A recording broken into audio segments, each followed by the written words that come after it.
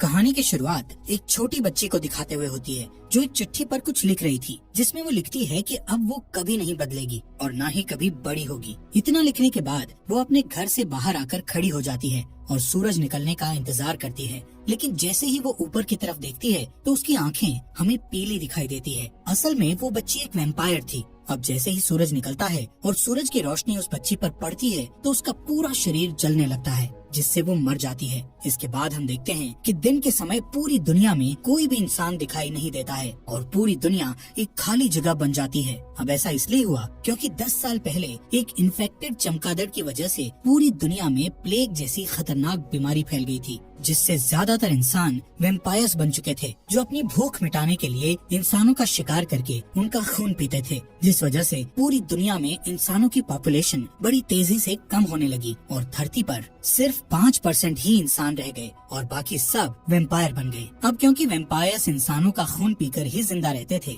इसलिए इंसानों की पॉपुलेशन कम होने से वैम्पायर्स की भूख मिटाने के लिए इंसानी खून की कमी होने लगी थी। इसलिए वैम्पायर रिसर्चर्स वैम्पायर्स की पॉपुलेशन का पेट भरने के लिए इंसानी खून के जैसे ही खून बनाने में लगे हुए थे। वहीं कुछ अच्छे वैम्पायर्स भी थे जो इंसानों को बचाने के लिए लड़ाई लड़ रहे थे, क्योंकि वैम्पायर्स द्वारा इंसानों को पकड़कर लैब में अपनी खून की जरूरत पूरी करने के लिए पाला और मारा जा रहा था। यहाँ से सीन शिफ्ट होता है और हम रात का समय देखते हैं, जहाँ सड़कों पर फिर से लोग दिखने लगे थे। ये सभी वैम्पायर्स थे जो रात को ही बाहर निकलते थे। ये सारे वैम्पायर्स इंसानों की तरह ही जीते थे और रात होते ही अपने अपने काम पर चले जाते थे। यहाँ पर हम एक बूढ़े वैम्पायर को देखते हैं जो रास्ते से गुजर रहे कुछ वैम्पायर लोगों से ब्लड लेने के लिए उन पर अटैक करने की कोशिश कर रहा था, जिससे वो वैम्पायर्स उस बूढ़े वैम्पायर से डर रहे थे कि तभी वहाँ पुलिस आकर उसे बिजली के झटके देकर कंट्रोल करती है। वहीं हम डॉक्टर एडवर्ड डाल्टन को अपनी कार से अपने काम पर जाते हुए देखते हैं। डॉक्टर एडवर्ड ब्रॉमली मार्क्स नाम के एक वैम्पायर की कंपनी में काम करता था।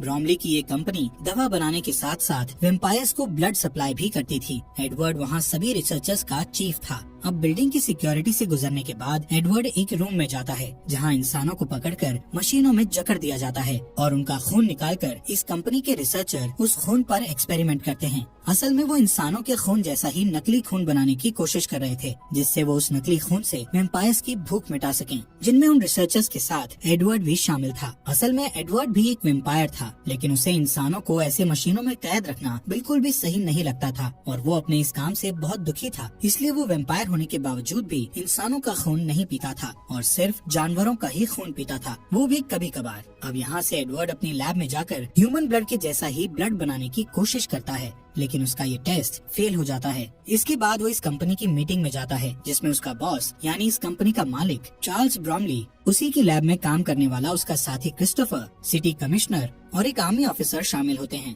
अब इस मीटिंग में उन्हें पता चलता है कि जिन वैम्पायर्स को खून नहीं मिल रहा वो एक खतरनाक क्रीचर में बदल रहे हैं, जिनको वो सबसाइडर कहते थे। इंसानी खून न मिलने की वजह से उनके कान लंबे और सर आगे से सिकुड़ गया था और इतना ही नहीं, उनमें सोचने की शक्ति भी कम हो रही थी। ये सबसाइडर्स खून के लिए वैम्पायर्स पर भी अटैक करने लगे थे। इसीलिए फिल्म की शुरुआत में वो बूढ़ा वैम्पायर खून न मिलने से इतना आक्रामक बन चुका था, क्योंकि वो सबसाइडर में बदल रहा था। अब क्योंकि धरती पर ह्यूमन पॉपुलेशन सिर्फ 5% ही बची थी, इसीलिए कंपनी का मालिक उनको कहता है कि हमें जल्द से जल्द इंसानी खून जैसा खून बनाना होगा, नहीं तो खून की कमी की वजह से बाकी वैम्पायर्स भी सबसाइडर बन जाएंगे। मीटिंग के बाद ब्रॉमली एडवर्ड को कुछ पर्सनल बात करने के लिए अपने ऑफिस में ले जाता है। वहाँ सर्व की गई कॉफी को ब्लड के साथ मिक्स देखकर एडवर्ड कॉफी पीने से मना कर देता है। इसके बाद ब्रॉमली उसे बताता है कि उसे कैंसर हुआ था, लेकिन वैम्पायर बन जाने के कारण वो ठीक हो गया। वो कहता है कि उसकी बेटी वैम्पायर नहीं बनना चाहती थी, इसलिए वो घर से भाग गई थी। ब्रॉमली एडवर्ड को कहता है कि मैं जानता हूँ तुम इंसानों को बचाना चाहते हो, इसलिए तुम्हें जल्द ही ह्यूमन ब्लड जैसा ब्लड बनाना होगा। इसके बाद एडवर्ड अपनी लैब में चला जाता है और अपने साथी क्रिस्टोफर के साथ ये सारी बातें डिस्कस करता है।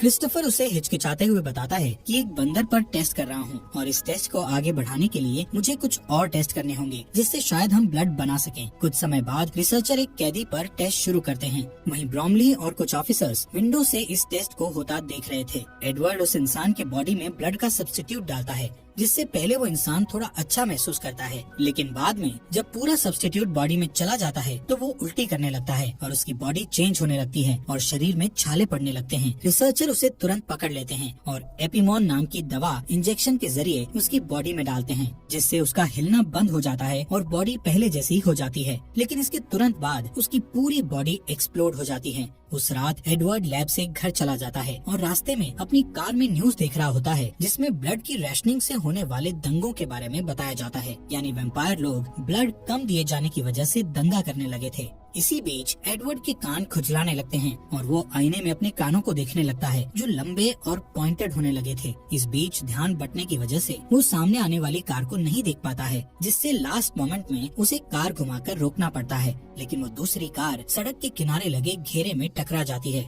एडवर्ड हेल्प करने के लिए बाहर आता है, लेकिन उसके हाथ में एक तीर लगती है। तभी दूसरी कार से कुछ लोग बाहर आते हैं जो इंसान थे और उनकी लीडर ऑड्री बेनेट थी, जिसके पास एक क्रॉसबो नाम का हथियार था जो उसे वैम्पायर से प्रोटेक्ट करता था। उसी ने एडवर्ड पर तीर चलाया था। लेकिन अचानक वहाँ पुलिस कार की आवाज आती है। एडवर्ड उन इंसानों से कहता है कि वो लोग उससे न डरें, क्योंकि वो बस उनकी मदद करना चाहता था। फिर वो उन लोगों को अपनी कार में बैठने को कहता है। थोड़े हिचकिचाहट के बाद वो लोग मान जाते हैं। एडवर्ड अपनी कार का डे प्रोटेक्शन सिस्टम ऑन कर देता है, जिससे सारी विंडोज ब्लैक हो जाती है और जैसे ही पुलिस आती है वो अपने हाथ में लगा हुआ एरो निकाल लेता है। जब पुलिस वाला उससे इंसानों के बारे में पूछता है तो वो इंसानों की गलत डायरेक्शन बताकर कहता है कि वो लोग भाग गए हैं। कार में ऑड्री को एडवर्ड का आईडी बैज मिलता है, जिससे उसे एडवर्ड का पेशा और उसका डेट ऑफ बर्थ पता चलता है। जब पुलिस चली जाती है तो वो लोग कार से निकलते हैं और ऑड्री एडवर्ड को बर्थडे विश करती है। फिर वो सब चले जाते हैं। कुछ समय बाद एडवर्ड घर पहुंचता है और तभी सारे वैम्पायर्स के लिए एक अनाउंसमेंट होती है जो सनराइज के लिए वार्निंग देती है।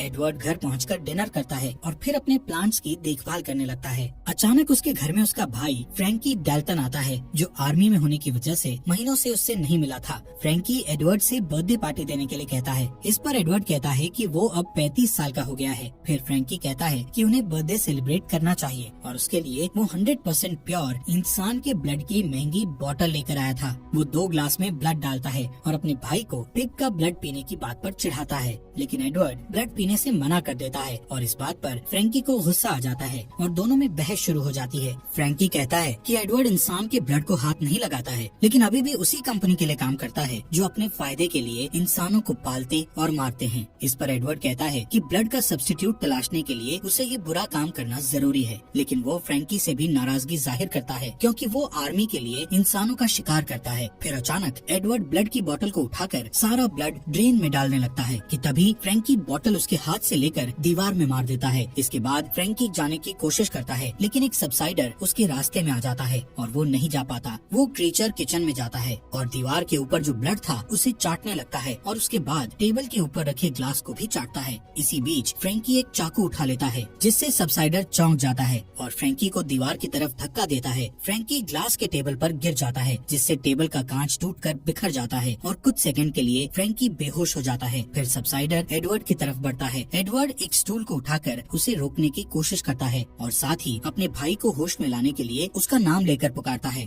फ्रैंकी होश में आ जाता है और फिर चाकू को पकड़ता है। दोनों भाई सबसाइडर पर अटैक करने की कोशिश करते हैं, लेकिन वो जंप करके सीलिंग में लटक जाता है। इससे फ्रैंकी को चांस मिल जाता है और वो उसका सिर काट देता है। कुछ टाइम के बाद पुलिस मामले के बारे में जानने के लिए वहाँ पहुँचती है और कहती है कि अब सबसाइडर शहर में फैल चुके हैं। एक ऑफिसर को उस क्रीचर की एक रिंग मिलती है, जिससे एडवर्ड को पता चलता है कि वो एक लोकल माली था और उसे उसकी बॉडी में खुद के लगाए हुए जख्म भी मिलते हैं, जो खुद को खाने से हुए थे। अगले दिन सिक्योरिटी अलार्म बजने से एडवर्ड की नींद खुल जाती है और जब वो चेक करने के लिए लाइट ऑन करता है तो ऑड्री उसकी तरफ क्रॉसबो एम करके खड़ी दिखाई देती है। ऑड्री कहती है कि उसे ऐसे वैम्पायर की तलाश है जिस पर वो लोग भरोसा कर सकते हैं और इसके लिए उसे एडवर्ड बिल्कुल सही लगता है। वो उसे एक पेपर शीट देती है जिसमें एक मैप बना होता है। एडवर्ड मैप को देख ही रहा होता है कि अचानक एक आवाज आती है और एडवर्ड उस आवाज की तरफ मुड़कर देखता है और इस बीच ऑड्री चुपचाप चली जाती है। एडवर्ड जब उस आवाज को चेक करने जाता है तो पता चलता है कि आवाज फ्रैंकी की है। फ्रैंकी उससे ऑड्री के बारे में पूछता है। एडवर्ड उसे कुछ नहीं कहकर टाल देता है। उस रात न्यूज में पता चलता है कि जिन इन्वेस्टर्स ने रिसर्च करने के लिए ब्रोमली को इंसान सप्लाई किए थे, वो लोग अब और सप्लाई नहीं दे सकते थे। अगले दिन एडवर्ड काम पर जाता है और अपने बॉस से मिलकर उससे गारंटी मांगता है कि सब्स्टिट्यूट मिल जाने के बाद उन्हें इंसानों के सप्लाई की जरूरत नहीं पड़ेगी। इस पर ब्रोमली कहता है कि ज्यादातर वेम्पायर सब्स्टिट्यूट के मिलने से खुश हो जाएंगे, लेकिन कुछ लोग ऐसे भी हैं जो रियल चीज की मांग करते हैं। इस पर एडवर्ड उसे याद दिलाता है कि उसकी बेटी भी उन्हीं लोगों में से एक है। इसके बाद एडवर्ड मैप को देखने के लिए अपने लैब में चला जाता है। जब सुबह होती है तो एडवर्ड अपने घर वापस नहीं आता और अपनी कार में लाइट प्रोटेक्शन ऑन करके मैप के बताए रास्ते से गांव की तरफ जाता है। वहाँ ऑड्री पहले से उसका वेट कर रही होती है। वो उसे बड़े से एक पेड़ के पास आने को कहती है। एडवर्ड अपनी कार ट्री के नीचे पार्क करता है और हैट और सनग्लासेस पहनकर कार से बाहर आता है। वो हमेशा सनलाइट से बचने के लिए सावधान रहता है। वहाँ उसे एक आदमी मिलता है जिसका नाम लियोनल एल्विस कॉर्मैक था। वो आदमी एक वैम्पायर था जो अब इंसान बन चुका था। एडवर्ड उससे जानना चाहता था कि वो इंसान कैसे बना, लेकिन ऑड्री को पास आता देखकर वो चुप हो जाता है। वो देखता है कि फ्रैंकी ने उसे गन पॉइंट पर रखा था। एडवर्ड उसे रोकने की कोशिश करता है, लेकिन वो नहीं मानता और उसे बताता है कि आर्मी की टीम भी आने वाली है। ये सुनकर ऑड्री फ्रैंकी को रोशनी की तरफ धकेलती है और सब जल्दी से एडवर्ड की कार में बैठ जाते हैं। तब तक सोल्जर वहाँ पहुँचकर उन पर फायर करना स्टार्ट कर देते हैं और लियोनल की गाड़ी भी बर्बाद कर देते हैं। सोल्जर उनका पीछा करते हैं और गोलियां भी चलाते हैं, जिससे कार के डे प्रोटेक्टर में छेद हो जाता है। पहले ऑड्री उसे अपने हाथ से कवर करके मैनेज कर लेती है, लेकिन होल ज्यादा हो जाने के कारण कैमरा भी खराब हो जाता है और एडवर्ड आगे नहीं देख पाता है। फिर लियोनल ड्राइविंग सीट पर बैठ जाता है ताकि वो रोड को एक होल से देख पाए और एडवर्ड लाइट से छुप जाता है। जब वो लोग कमजोर ब्रिज पर पहुंचते हैं तो लियोनल बहुत तेजी से ड्राइविंग करके ब्रिज को क्रॉस कर लेता है, जबकि आर्मी ट्रक हेवी होने के कारण ब्रिज टूट जाता है और ट्रक ब्लास्ट हो जाती है और बाकी के लोग पीछे रह जाते हैं। रात होने के बाद वो लोग कार को नदी के पास पार्क करते हैं और लियोनल एडवर्ड को बताता है कि वो कार में डे लाइट मॉडिफिकेशन लगाने का काम करता था, जो सूरज की रोशनी से कार के अंदर बैठे लोगों को बचाता है और कार में इस तरह के सिस्टम लगाने वाली पहली शॉप उसी की थी। लियोनल कहता है वेम्पायर्स के लिए दिन में कार चलाना बहुत अमेजिंग होता है, क्योंकि दिन के समय सड़कें खाली होती थी, लेकिन इसमें रिस्क भी था, क्योंकि एक तो सूरज की रोशनी में दिखाई नहीं देता और दूसरा उन्हें अपने शरीर को भी सूरज की रोशनी से बचाना होता है और इस चक्कर में एक्सीडेंट होने का डर रहता है। और लियोनल के साथ भी वही हुआ था। एक दिन जब वो दिन के समय ड्राइविंग कर रहा था तो उसे कुछ दिखाई नहीं दे रहा था और उसने कुछ खाया भी नहीं था, इसलिए उसकी एनर्जी भी कम हो गई थी और कार गलती से रिवर फेंस में टकरा गई थी। क्रैश की वजह से वो कार के साथ रिवर में गिर गया था और रिवर में गिरने से पहले कार में आग लग गई थी। जब वो रिवर से बाहर आया तब वो वापस इंसान बन गया था। उसकी बात पूरी होने पर ऑड्री एडवर्ड से कहती है कि वो भी सेफ्टी के साथ ऐसी ही सिचुएशन पैदा करे ताकि वो फिर से इंसान बन सके। दूसरी तरफ कंपनी में ब्रोमली अपनी बेटी की कुछ पिक्चर्स देख रहा होता है। तभी फ्रैंकी वहाँ आता है। ब्रोमली उसे कहता है कि अगर एडवर्ड तुरंत वापस आ जाए तो उस पर कोई केस नहीं लगेगा। इस पर फ्रैंकी कहता है कि ब्रोमली उससे जो कुछ भी करने को कहेगा वो करने को तैयार है। इस बीच एडवर्ड और उसके साथी इंसान कार में अपने घर जा रहे होते हैं। एडवर्ड बार बार ऑड्री की नेक को देखता है। ऑड्री ये नोटिस करती है और उसकी पॉइंटेड ईयर्स को देखती है तो समझ जाती है कि उसे खून की प्यास लगी है। फिर वो अपना हाथ काटकर उससे निकलने वाले ब्लड को एक कप में इकट्ठा करती है और उसे पीने को देती है। एडवर्ड पहले तो मना करता है, लेकिन जब ऑड्री उससे कहती है कि वो अपने आसपास के इंसानों को सेफ देखना चाहती है तो वो ब्लड पी लेता है। कुछ घंटों के बाद वो लोग एक पुराने अंगूर के बागीचे में पहुंचते हैं जिसे विनयार्ड कहा जाता है। वहाँ एडवर्ड की मुलाकात कुछ और लोगों से होती है, जिनका लीडर जार्विस नाम का आदमी होता है जो बचे हुए इंसानों को ढूंढने में उनकी हेल्प करता है। घर के अंदर जाने के बाद वो वेम्पायर पॉलिटिशियन वेस टर्नर से मिलता है जो ह्यूमन राइट्स के लिए लड़ता है और इंसानों की जान बचाने में हेल्प करता है। उधर कंपनी में ब्रोमली देखता है कि उसकी मशीन इंसानों से खाली हो चुकी है और अब वहाँ कोई इंसान नहीं बचा था। रिसर्चर एक ह्यूमन बॉडी को निकाल के लाते हैं जिसमें से पूरा ब्लड निकाला जा चुका था और अब वो किसी काम का नहीं रहा था। यहाँ सीन शिफ्ट होता है और मेट्रो स्टेशन पर एक कॉफी शॉप को दिखाया जाता है जहाँ एक आदमी शिकायत करता है कि उसकी कॉफी में ब्लड नहीं है। इस पर वहाँ काम करने वाली औरत कहती है कि उसे कॉफी में सिर्फ 5% ब्लड मिलाने का ऑर्डर है, लेकिन वो आदमी नहीं मानता और एक ब्लड बैग चुरा लेता है और जब वो उसे पीने के लिए खोलने की कोशिश करता है तो ब्लड चारों तरफ बिखर जाता है, जिससे आसपास जमा सभी लोग ब्लड पीने के लिए पागल हो जाते हैं और हंगामा करने लगते हैं। ये देखकर पुलिस वाले वहाँ आते हैं और उन्हें बिजली के झटके देते हैं। अगले दिन विनयार्ड में एडवर्ड एक टेस्ट करने के लिए लियोनल से कुछ ब्लड लेता है और उससे उस दिन के बारे में बात करता है जब वो इंसान बना था। एडवर्ड को लगता है कि सूरज की रोशनी से होने वाली जलन को कंट्रोल करने के लिए ब्लड के सब्स्टिट्यूट का टेस्ट बॉडी के अंदर ही किया जा सकता है। कुछ घंटे काम करने के बाद जब वो ब्रेक लेने के लिए लैब से बाहर जाता है तो ज्यादातर इंसान उससे दूर हो जाते हैं क्योंकि वो एक वैम्पायर था। फिर ऑड्री वहाँ आती है और उसे कहती है कि सबको उससे डर लगता है, लेकिन उसे विश्वास है कि वो उनकी हेल्प कर सकता है। एडवर्ड कहता है कि वो वैम्पायर नहीं बनना चाहता था, लेकिन फ्रैंकी ने उसे धोखे से वैम्पायर बना दिया था। फिर एडवर्ड नोटिस करता है कि वहाँ बड़े बड़े टैंक्स थे जिनमें अंगूर को खमीर करके शराब बनाई जाती थी। ऑड्री कहती है कि वो सारे टैंक्स एयर टाइट हैं। फिर वो दोनों उसे देखने के लिए उसके नीचे जाते हैं। टैंक में एयर निकालने वाली मशीन लगी थी जो टैंक के अंदर की हवा को तेजी से बाहर निकाल रही थी। ये देखकर एडवर्ड को लगता है कि वो लोग उसका इस्तेमाल आग बुझाने के लिए कर सकते थे। फिर वो लोग अपने एक्सपेरिमेंट पर काम करना शुरू करते हैं। इस बीच आधी रात को जार्विस का ग्रुप बचे हुए इंसानों को विनयार्ड लेकर जा रहा होता है, जिसमें ब्रोमली की बेटी एलिसन भी थी। तभी उसकी कार के टायर पर कोई शूट करता है, जिससे कार को रोकना पड़ता है। वो लोग अपना हथियार लेकर कार से बाहर निकलते हैं, लेकिन आर्मी उन्हें चारों तरफ से घेर लेती है और थोड़ी देर तक फाइट करने के बाद सारे इंसान हार जाते हैं। एलिसन विनयार्ड से कांटेक्ट करने की कोशिश करती है, लेकिन थकान से बेहोश हो जाती है। फ्रैंकी उसके हाथ से वॉकी टॉकी ले लेता है और लोकेशन का पता लगाने के लिए उस कॉल को ट्रैक करता है। उधर विनयार्ड में सारे इंसान अपना अपना सामान इकट्ठा करके अपनी कार में बैठ रहे होते हैं और सुरक्षित जगह जाने के लिए टर्नर को फॉलो करते हैं, लेकिन एडवर्ड वहीं रहना चाहता था क्योंकि उसे एक्सपेरिमेंट करना था। लियोनल और ऑड्री भी उसकी हेल्प करने के लिए रुक जाते हैं। इधर एलिसन को जब होश आता है तो वो खुद को अपने फादर के ऑफिस में पाती है और जब उसका फादर ब्रोमली आता है तो वो एक चाकू उठा लेती है। एलिसन अपने पिता से अपने दोस्तों को छोड़ देने के लिए कहती है। ब्रोमली कहता है कि वो उसे देखकर खुश है और उसे गले लगा लेता है। फिर कहता है कि वो उसके दोस्तों के लिए कुछ नहीं कर सकता है। इस पर एलिसन उसे धकेल देती है और डोर की तरफ भागती है, लेकिन एक सोल्जर उसे हिट करता है और वो बेहोश हो जाती है। ब्रोमली को रियलाइज होता है कि उसकी बेटी ने उसे चाकू मार दिया है। अगले दिन विनयार्ड में एक्सपेरिमेंट स्टार्ट होने वाला होता है। ऑड्री मॉनिटर्स को देखने का जिम्मा लेती है और लियोनल टैंक के नीचे एडवर्ड के साथ रहता है। एडवर्ड के चेस्ट में एक हार्ट मॉनिटर अटैच किया जाता है और उसे एक वेट ब्लैंकेट से कवर किया जाता है। प्रोसेस बहुत सिंपल होता है। वो लोग टैंक को ओपन करते हैं जिससे सनलाइट अंदर आती है और एडवर्ड चलने लगता है और उसके बाद वो लोग एयर एक्सट्रैक्टर यानी हवा निकालने वाली मशीन को यूज करके आग को बुझा देते हैं। पहले 2 बार में उनकी कोशिश फेल हो जाती है, लेकिन तीसरी बार में वो लोग एडवर्ड को लंबे समय तक जलने देते हैं और इस बार उनका टेस्ट कामयाब हो जाता है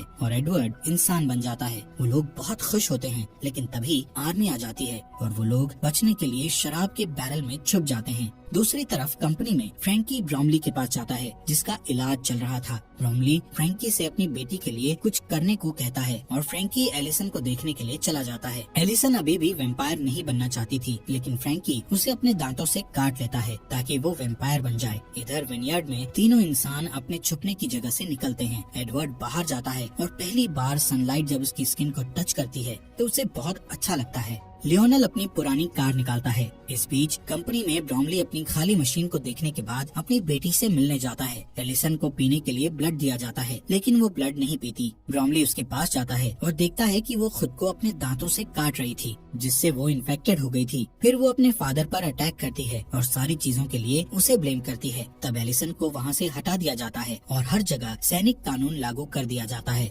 जिसके बाद वो लोग सड़कों पर सबसाइडर से फ्रीली लड़ सकते थे। इस दौरान ऑड्री, एडवर्ड और लियोनल टर्नर के कैबिन में आते हैं, जहां वो देखते हैं कि सारे इंसान मर चुके हैं। ऑड्री को लगता है कि अब कोई उम्मीद नहीं बची, लेकिन एडवर्ड कहता है कि वो किसी को जानता है जो उनकी मदद कर सकता है। इस बीच क्रिस्टोफर को लैब में दिखाया जाता है, जो अभी भी एक्सपेरिमेंट कर रहा था। उधर आर्मी सबसाइडर्स को घसीटकर सनलाइट में मरने के लिए लेकर जा रही होती है और एलिसन भी उनमें से एक होती है। उसे मरता देखकर फ्रैंकी को अपनी गलती का एहसास होता है। उस रात क्रिस्टोफर अपने घर आता है तो एडवर्ड, ऑड्री और लियोनल को अपने लिए वेट करते हुए देखता है। एडवर्ड उससे कहता है कि उसके पास एक सोल्यूशन है जो सब्स्टिट्यूट से बेटर है और उसे हेल्प करने के लिए कहता है। उनकी बातचीत फोन रिंग होने की वजह से रुक जाती है। क्रिस्टोफर कॉल रिसीव करने के लिए चला जाता है। जब उसे आने में लेट हो जाता है तो सबको शक होता है और ऑड्री चेक करने उसके पीछे जाती है। एडवर्ड और लियोनल उसके कोट को चेक करते हैं। यहाँ पता चलता है कि क्रिस्टोफर ने अपना फोन शुरुआत से कंपनी के साथ कॉल पर रखा हुआ था और कंपनी के सभी लोग जान गए थे कि एडवर्ड और उसके साथी कहाँ हैं।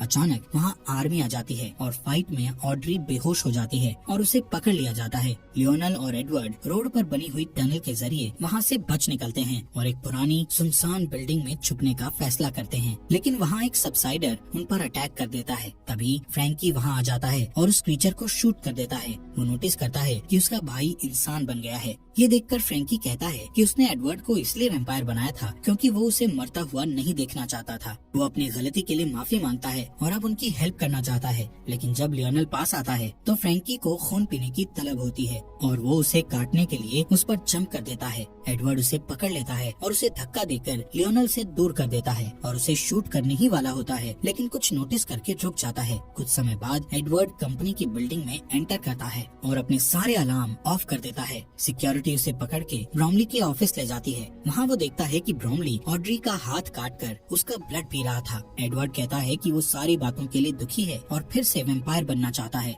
उसकी बात सुनकर ऑड्री को लगता है कि एडवर्ड उसे धोखा दे रहा है और वो अपसेट हो जाती है, पर ब्रोमली कहता है कि अब उसे सब्स्टिट्यूट मिल गया है और इसलिए उसे एडवर्ड की जरूरत नहीं है और वो उसे बुज़दिल कहता है। इस पर एडवर्ड ब्रोमली से कहता है कि वो भी एक बुज़दिल है जो अपनी खुद की बेटी को वैम्पायर में नहीं बदल पाया। इस बात से ब्रोमली को गुस्सा आ जाता है और वो एडवर्ड को काट लेता है, लेकिन एडवर्ड कोई रिएक्शन नहीं देता क्योंकि ये एडवर्ड का प्लान था। अब ब्रोमली इंसान में बदलने लगता है। फिर एडवर्ड को याद आता है कि फ्रैंकी भी ऐसे ही ह्यूमन में बदल गया था। इससे पता चलता है कि जो वैम्पायर ठीक होकर ह्यूमन बन चुके थे उनका ब्लड ही सोल्यूशन बन गया था। इतने में ब्रोमली अलार्म प्रेस करके सिक्योरिटी को बुलाता है। तभी आर्मी ट्रक वहाँ पहुँच जाती है। सोल्जर अपनी गाड़ियों से बाहर आते हैं और डोर ओपन करके देखते हैं कि ब्रोमली चेयर में बंधा हुआ है। सारे वैम्पायर पागल हो जाते हैं और उसका खून पीकर अपना पेट भरने लगते हैं। इस दौरान ऑड्री और एडवर्ड कुछ हथियार लेकर नीचे आते हैं और बिल्डिंग से निकलने ही वाले होते हैं, लेकिन बहुत सारे सोल्जर आकर उनका रास्ता रोक देते हैं। इतने में एक कार ग्लास डोर को तोड़ते हुए अंदर आती है, जिसमें लियोनल और फ्रैंकी बैठे होते हैं। वो सोल्जर्स को हिट करते हुए एडवर्ड तक पहुंच जाते हैं ताकि उसे बचा सकें, लेकिन जल्दी ही उन सबको वापस घेर लिया जाता है। फ्रैंकी एडवर्ड को वहाँ से जाने के लिए कहता है और सारे सोल्जर उस पर जंप कर देते हैं और उसे खाने लगते हैं। एडवर्ड को अपने भाई की मौत पर दुख होता है। तभी सिक्योरिटी वाले ऑड्री को अपने साथ ले जाते हैं और एडवर्ड उसे बचाने सिक्योरिटी रूम तक उन्हें फॉलो करता है, जहां बहुत स्ट्रगल के बाद वो वैम्पायर 2 गार्ड्स को मार देता है और तीसरे गार्ड को मारने में ऑड्री की मदद करता है। इसके बाद वो सिक्योरिटी कैमरा में देखता है कि फ्रैंकी को खाने वाले सोल्जर इंसान बन गए हैं और जो सोल्जर बचे हुए थे वो ह्यूमन सोल्जर पर अटैक करने लगे हैं। इसके बाद एडवर्ड और ऑड्री लॉबी में वापस आ जाते हैं। सिर्फ कुछ ह्यूमन सोल्जर ही बच पाते हैं। इसके बाद क्रिस्टोफर आता है और कुछ सोल्जर्स को शूट कर देता है। फिर वो एडवर्ड और ऑड्री को भी शूट करने वाला होता है, लेकिन अचानक एक एरो उसके चेस्ट पर लगती है और वो मर जाता है। ये एरो लियोनल ने उन्हें बचाने के लिए चलाया था। फिर ऑड्री उसे हक करती है। एडवर्ड अपने भाई की बॉडी और सूरज की रोशनी को अंदर आते हुए देखता है। फिर वो तीनों लियोनल की कार में बैठ जाते हैं और एडवर्ड कहता है कि अब उनके पास क्योर है और वो अब सबको पहले जैसा कर सकते हैं। इसी के साथ ये मूवी खत्म हो जाती है। दोस्तों, हमारे फॉक्स एक्सप्लेनर हिंदी चैनल को सब्सक्राइब करना मत भूलना।